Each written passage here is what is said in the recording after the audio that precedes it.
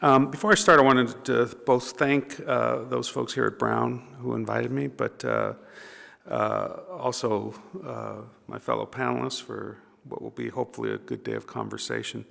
I wanted to say two things that I realized with the first talk were not in my introduction nor in my talk, but I think are relevant. First of all, PhD production. So I've had I have exactly 47 PhD students who are now in tenure-track jobs. I've been at 3 different universities, UCLA, Michigan, and for the last 25 years, USC. Most of those PhD students are students of color. Most of those are Latino. The other program I run at USC, I won't talk about now, but I will be open to talking about it during the day, is the Mellon Mays undergraduate program, which tries to identify promising sophomores and juniors that could go on for the PhD and become future faculty, and that would increase the diversity. Now, my understanding is from the Mellon Foundation that that's their #1 funded program. Beyond anything else that they fund in the humanities, it's actually that program. It's funded, I think, at 56 different universities in the country, including my own. Okay, so let me move to what I want to talk about today, and you'll see how it's all related. On October 1st, 2017, the Boyle Heights Museum opened in the lobby of Casa 0101 Theater with its first exhibit on the history of Boyle Heights in the heart of this East Los Angeles neighborhood. The exhibit, Aquí Estamos y No Nos Vamos, drew hundreds of visitors at its opening, with a line down First Street waiting to enter the gallery. This exhibit told the story of the repatriation of Mexicans and Mexican Americans from Boyle Heights during the 1930s, and the struggle of that community to stay put in Los Angeles during that period. But it also put that struggle in the context of contemporary efforts by the Trump administration to criminalize the 21st century immigrant community and targeted for deportation. The exhibit was a collective product of a team of Latino undergraduate and graduate students from the University of Southern California under my direction, who did the research, collected the photographs, wrote the exhibit script, and translated it into a bilingual format, often aided by their own immigrant parents. Our public program that day was a celebration of this effort and the opening of a new institution, complete with an online presence that would document and display the rich history that this neighborhood represents. So rather than simply a story of inclusion on the part of new institutional players in the telling of U.S. history, I argue that this opening of a new exhibition by a new community-based museum in a multi-purpose arts location in an immigrant-based Latino community is the future of the public humanities in the United States. That future is something that larger institutional structures of the humanities with traditional leadership and catering to an older white population have had a hard time seeing or planning for. But increasingly, these new populations will determine the future of the humanities in the United States. Either the older institutions will learn to adapt and create new audiences for their work, or will slowly wither away under the weight of demographic change, unappealing products to the vast majority of Americans, and an unwillingness to adapt to the changing demographics. Indeed, I argue that the fate of the humanities is at stake here in many different ways. The recent release of the population report on the 2020 U.S. Census gives us some sense of the massive demographic changes occurring in the U.S. population. While overall population growth in the last decade slowed substantially, the growth that did occur, totaling an increase of about 23 million people, was made up entirely by people who identified as Hispanic, Asian, Black, or more than one race. Whites accounted for 0% of the growth of the population in the United States in the 2010s. Indeed, the non-Hispanic white population declined for the first time in history, and became substantially older with its median age at 44, compared to the Hispanic median age at 30. Marking a long-term decline in the white birth rate, people who identify as whites made up 58% of the U.S. population, down from 64% in 2010 and 69% in the year 2000. For those under the age of 18, the majority checked boxes other than white, compared to 65% just 10 years ago. Hispanics accounted for about half of the nation's growth of population in the last 10 years, with Asians accounting for 1/5 of the growth, and the black population growing by 6% or accounting for about 1/10 of the country's growth. In 2020, nearly 1 in 4 Americans now identifies as either Hispanic or Asian. Immigrants to the nation largely come from Latin America or Asia, settle in large cities like New York or Los Angeles, but also fan out broadly across the nation. One indication of that is that 98% of Americans live in a county experiencing an increasing number of Latinos, and 95% of Americans live in counties experiencing a rising number of Asians. But the fate of the humanities is governed by more than simply demographic transformation, as we know. These new populations have rarely been a target of humanities outreach, and few institutions have done an adequate job in diversifying their workforce to meet this overwhelming demand. Rather than think of this as affirmative action for the collective good, the various fields of the humanities need to think about this as affirmative action for survival. Rather than new token representations of diversity fueled by racial transformation, which has been the norm in diversity work in the humanities to date, I would argue, leaders in the humanities have to contemplate that the survival of their various fields is dependent on their ability to recruit, outreach, and satisfy the humanistic outlooks of these new populations in the institutions. In other words, this talk tries to take on more than the crisis of the humanities in its understanding of the public humanities, but also must address the crisis of the public in the growing work of the public humanities. How has the public changed in the recent past? And how does that changing public affect the way we must operate in the public humanities? Since colleges and universities continue to produce most of the practitioners in the public humanities, whether as college graduates, masters, and Ph.D. students, or teaching faculty building between institutional settings, have our institutions of higher learning diversified sufficiently to readily bring expertise based on community knowledge, growing new scholarship, and passion to understand new perspectives in the world of the public humanities? The Boyle Heights Museum began by deciding that this new institution would be built inside this neighborhood, inside a recognized community-based outlet for artistic representations in theater and art. By placing the Boyle Heights Museum in Boyle Heights itself, our philosophy was to take public history to the public we were trying to reach, rather than making the public come to us. Most individuals in this working class community of immigrants have never been inside a museum building, largely because those buildings are located far away from the barrio in spots intended to attract white upper and middle class audiences to locations they find safe and appealing. From the Getty Museum to the County Museum of Art, I could go on and on about LA institutions, the institutions of the arts and humanities in Los Angeles are almost always built in white areas of segregated Los Angeles. Few institutions, except for the underfunded, extremely small organizations like Casa 0101 Theater, are built in East or South Los Angeles, or any of the neighborhoods dominated by the city's black and brown communities. How do you build and nurture a community of museum goers in a working class Latino district like Boyle Heights? The programming we implemented to go along with the 3 exhibitions we launched in 2017 to 19 were key to the success of the exhibitions themselves. In the spring of 2018, our second exhibit celebrated the 50th anniversary of the 1968 student walkouts from the high schools of East Los Angeles to protest conditions at the schools. We interviewed walkout participants like Paula Crisostomo and Vicky Castro, focusing on the women of that movement whose roles were often under-acknowledged by the historical accounts that had been written. In one of the most moving programs sponsored during the run of this exhibit, we brought together 5 women that had been active in the walkouts, now all in their 60s, with 4 current high school activists, all young women that wrote for the Boyle Heights Beat, a locally produced newspaper staffed by high school students.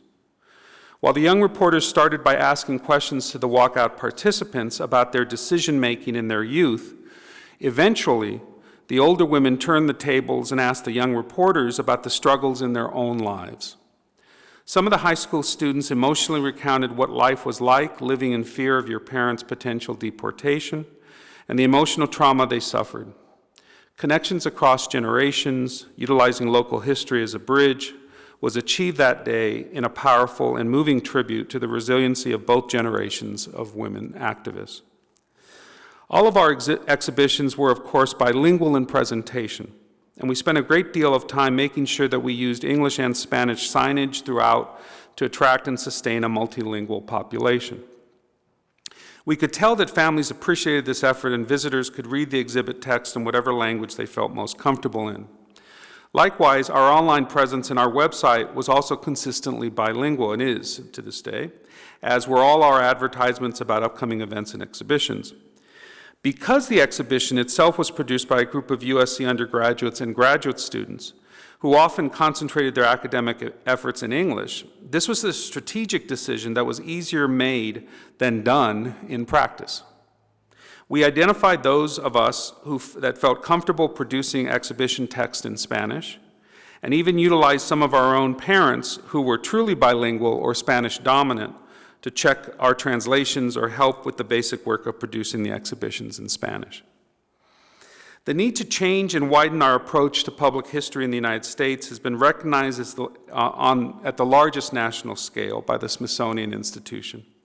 In December 2020, during a lame duck session in the waning days of the Trump administration, the U.S. Congress passed legislation for a long-desired addition to the Smithsonian network of museums. Actually, it passed two, the Museum of the American Latino and the Museum of the American Woman. I'll talk about the Latino one for now. What's happening at the national level is also manifesting itself in an explosion of interest in regional and local museums that focus on the Latino experience in these contexts, such as the Mexican-American Civil Rights Initiative in San Antonio, formed in 2019, and the Plaza de Cultura y Artes in Los Angeles, established in 2010. Comparatively, however, few institutions have done an adequate job of building collections or displays which integrate the contributions of Latinas and Latinos to these respective humanities fields, whether it be in history or art. Every new institution that centers on the Latino population, therefore, is placed under enormous pressure to be utilized to display all forms of cultural, political, and historical contributions to U.S. society and culture in the past and present. That means that few of the institutions get to just concentrate on history. They concentrate usually on history, on art, on current politics, all those things mixed together. And they do it from not a growing base of collecting museums. So that's why the Smithsonian entry into this is so important. In the fall of 2018, the Boyle Heights Museum produced our third exhibit on the life of Edward Roybal, the first Mexican-American elected to the LA City Council in the 20th century, with the support of the California Council for the Humanities. The history of Roybal and his family displayed the courage and tenacity that we often witnessed among Boyle Heights residents, and we thought this story had not received the attention it deserved in Los Angeles, especially in the chronicles of the political history of the city and the region.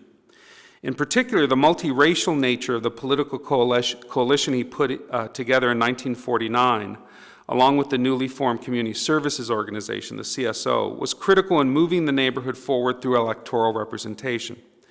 Roybal himself left a legacy of fighting for one's neighborhood that has been exemplified by his own children, especially his daughter, Congresswoman Lucille Roybal Allard, and the Roybal Foundation itself, which continues this work at the present throughout East Los Angeles.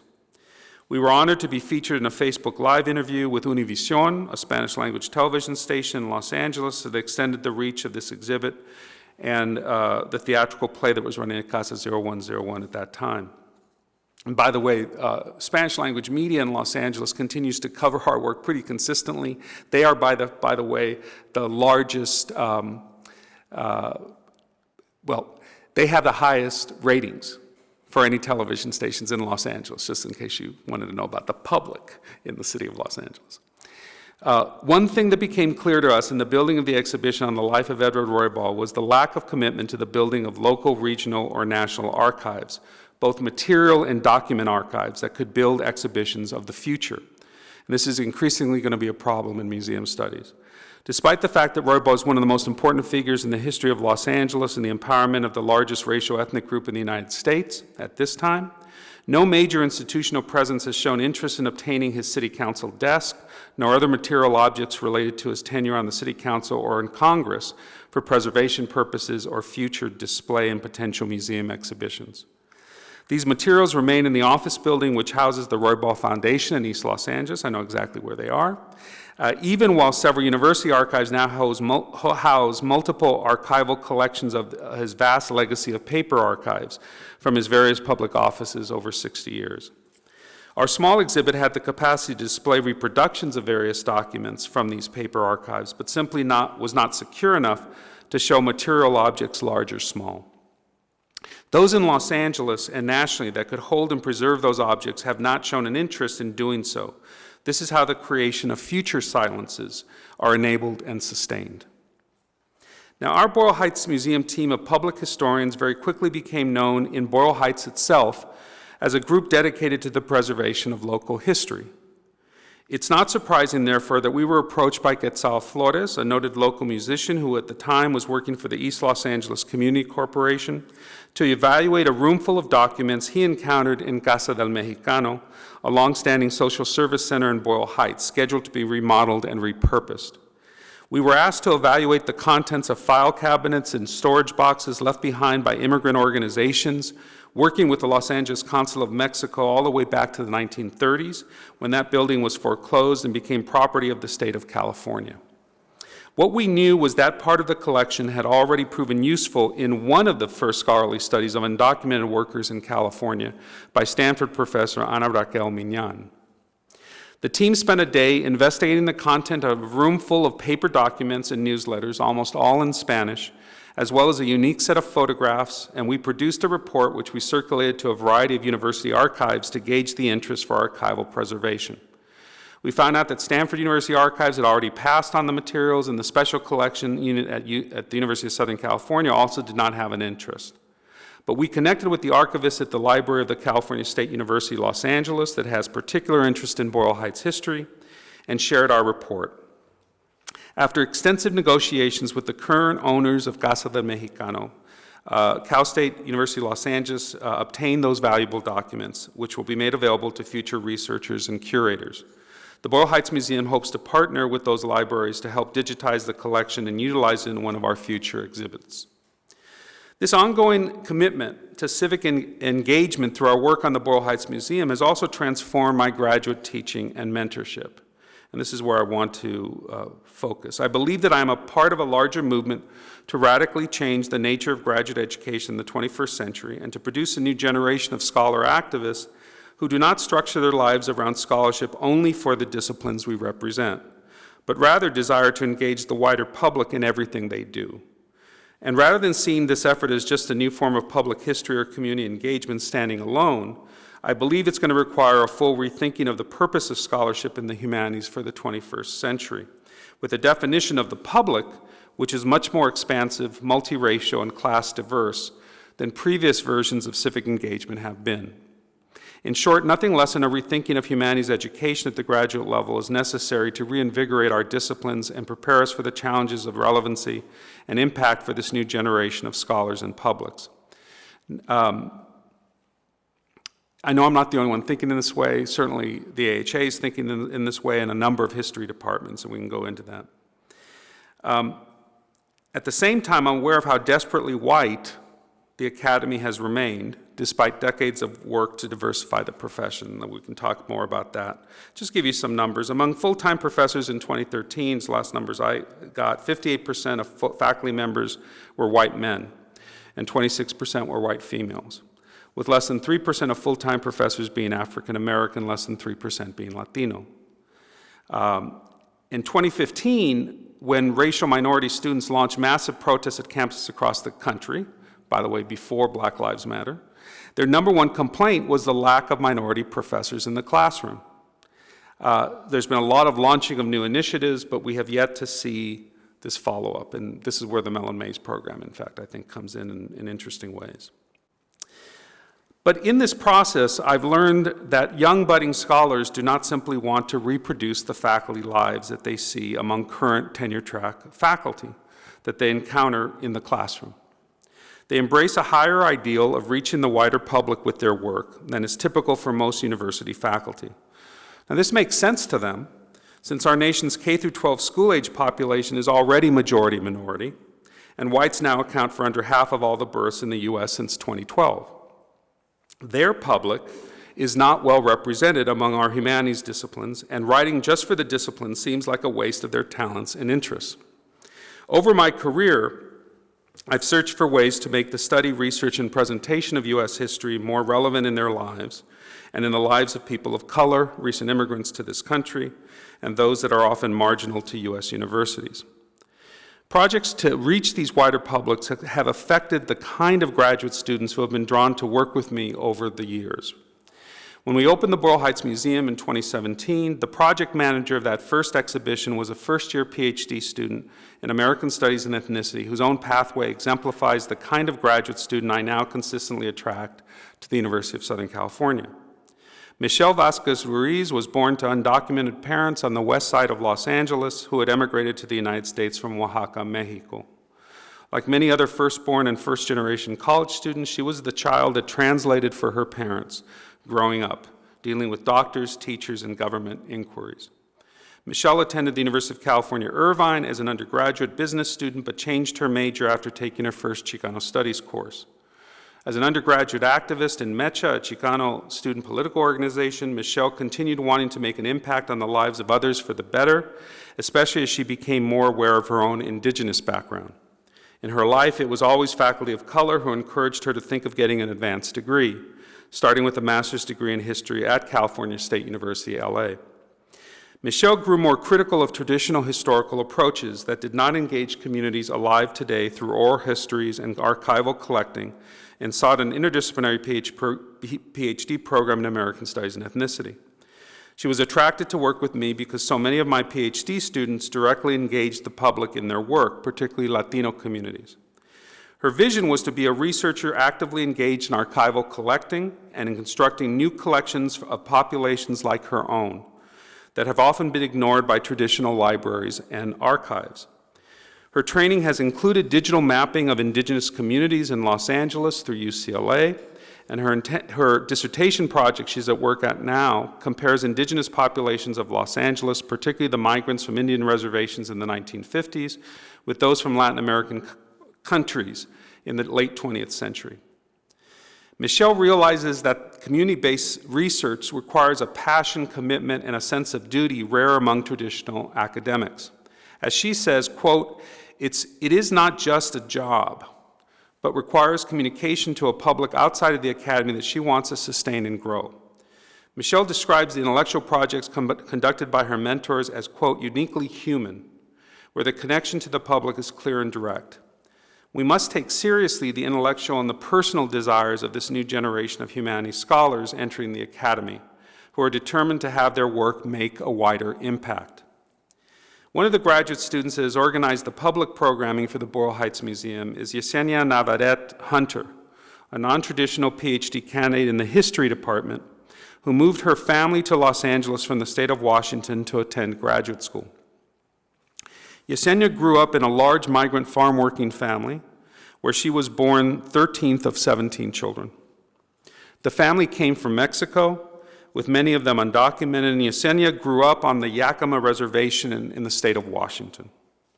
When she was close to 40 years old, with 4 children of her own, Yesenia started a 4-year college degree on the Yakima Reservation at Heritage College, where she was incorporated into the Mellon Mays undergraduate fellowship program. Getting involved in Mellon Mays moved Yesenia from a degree in social work to a humanities degree. Yesenia's entire pathway to her PhD work was rooted in community-based musical workshops in Son Jarocho with Mexican migrant families, especially women who used music to recall their Mexican and indigenous roots. She also worked on arts workshops for children with other local parents to encourage them to become writers and artists of their own lives. Our connection came about because I could identify her project of storytelling and creativity within the discipline of history, and helping others in migrant families to understand their own history of dislocations as transnational migrants. For her dissertation, which is, by the way, being defended next week, Yesenia produced a project that focuses on the migrant farm-working women in families in the Yakima Valley that have lived dislocated lives as transients, in which rhythms of movements and music have provided roots and stability. That includes Native families, Japanese American families, and more recent Mexican families. Yesenia, by the way, has already been hired, and this year served as an assistant professor in Heritage College, the institution that first attracted her as a non-traditional college student. She's already up there with her family. She already has a postdoc for next year at the University of Oregon, as long as she passes her dissertation defense next week. For Yesenia and Michelle, the Boyle Heights Museum project allowed them to learn how to train undergraduates to do research that has community impact. Both also learned how to use the discipline of history in public spaces beyond their own academic work. In our work in the Boyle Heights Museum, students are always the first to remind us to listen to the community and to develop our public program with community interests and ideas in mind. Both Yesenia and Michelle feel strongly that in their own academic work, like our collective public historical work, community members should be able to hear themselves in our stories, in our histories, and see themselves as belonging because they have a story to tell others, a living history. In 2019-20, a new configuration of graduate and undergraduate students at USC worked with me as we developed our fourth exhibit titled Traditions of Innovations, which focused on the spirit of entrepreneurship that we see in the Boyle Heights past and present. Partly to counteract gentrification pressures that see financial capital always coming from outside the neighborhood as its only hope, we have been documenting and telling stories of local residents and individuals who formed businesses in Boyle Heights and have enriched the lives of residents while maintaining a prosperous life for the owners. We focus on the history of entrepreneurship by concentrating on local business of the past like the Phillips Music Store and the Pan American Bank, but also by examining the commitments of their proprietors, William Phillips and the bank co-founder, Dr. Francisco Bravo. We also celebrate the power of individual entrepreneurs engaged in everything from street vending elotes, corn, and providing music as local mariachis for Ohio. Boyle Heights is the heart of the mariachi music industry in Los Angeles. Businesses that remain in Boyle Heights over generations, like Candela's Music Shop, providing custom-made guitars in all musical genres, are key to our history of entrepreneurship, since the Delgado family first started the business in the 1940s with the grandfather's migration to Los Angeles. But two subsequent generations have kept the business in the neighborhood on Brooklyn Avenue, now named Avenida Cesar Chavez. And new businesses like Espacio 1839 continue the tradition of local businesses whose concept of service extends beyond making profits to serving the community with much needed services and products. We adapted this through COVID. If you want to hear about that, please ask me questions because it was critically important for so many of these businesses during COVID that we stay connected to them.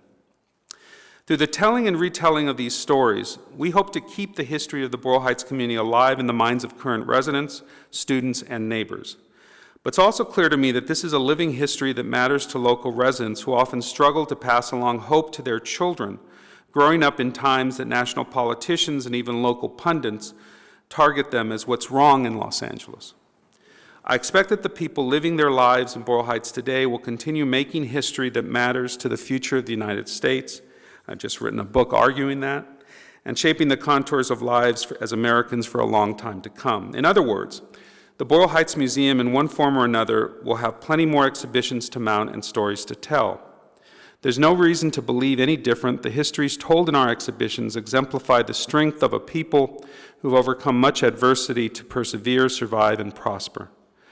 When I think of the future of the United States history, and of the humanities that matters in this country, I often think of Boyle Heights. Thank you.